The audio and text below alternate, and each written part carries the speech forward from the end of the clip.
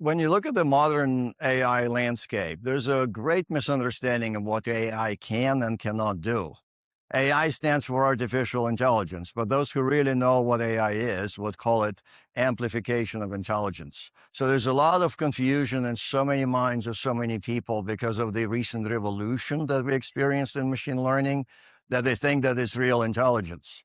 The problem is there's a first word, artificial. There's a reason why we call it artificial. There are things it can do, there are things it cannot do.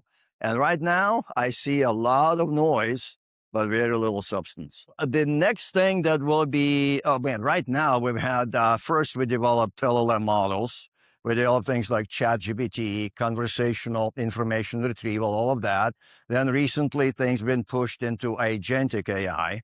Now there's a lot of question marks about agentic AI because true agentic AI would involve the development of artificial general intelligence, so we call it AGI.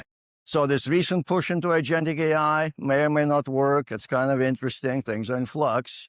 What I think the next big thing will be as people will realize that, wow, we underestimated complexity and we thought that we could do things that we actually still cannot do. So in other words, we flew to the moon, but we are thinking that now we can fly to the stars and galaxies. It's not that simple. The way I would characterize the AI stage right now, all of the new technologies, especially when we have revolutionary technologies and modern large language models, conversational retrieval are truly revolutionary. They allowed ordinary people, not necessarily computer nerds, to be able to communicate with the machines and get sensible responses back. So as any new revolutionary technology, it goes through the wave of hype.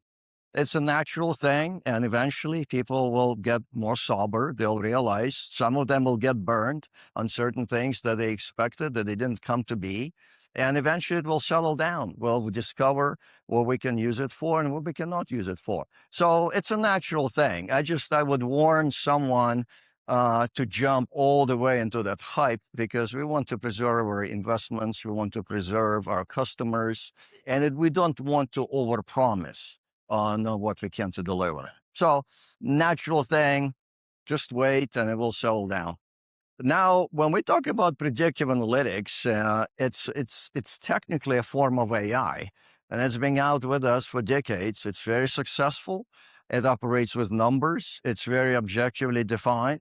I can always decide whether I'm getting good result or bad result. I can always reproduce the results. So predictive analytics have already been very helpful in healthcare everywhere where you have quality data available.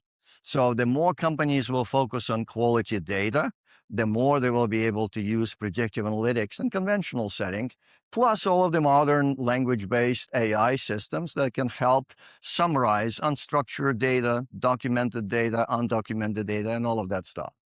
Okay, as far as harnessing the power of the data, what I've noticed, a lot of people are focused on collecting as much data as they can. And in fact, even if you look at the modern AI companies, like ChatGPT, OpenAI, like all of them, they're focusing on too much data to the point that we're pushing the data center capacities to the limits and everything.